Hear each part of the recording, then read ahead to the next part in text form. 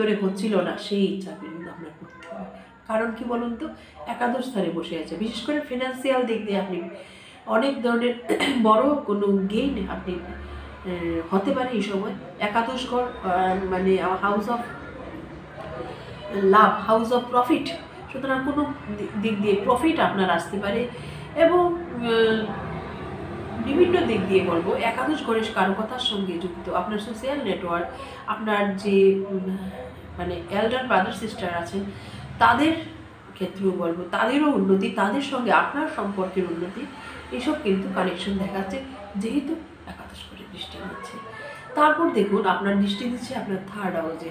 Third হাউসে দৃষ্টি দেওয়ার পর বলবো শনির এই সপ্তমপতি থার্ড হাউসে দৃষ্টি দেওয়ার ফলে শর্ট ডিস্টেন্স ট্রাভেল আপনাদের হবে এই সময়। বলবো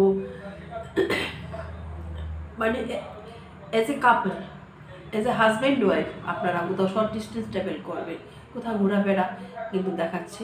অথবা আপনার সোশ্যাল নেটওয়ার্ক স্ট্রং হবে, আপনার প্রতিবেশীর সঙ্গে সম্পর্ক ভালো হবে, আপনার কলিগের সঙ্গে সম্পর্ক ভালো হবে, আপনার বন্ধুবান্ধব, আপনার ছোটো ভাই বোনের সঙ্গে সম্পর্ক ভালো হবে।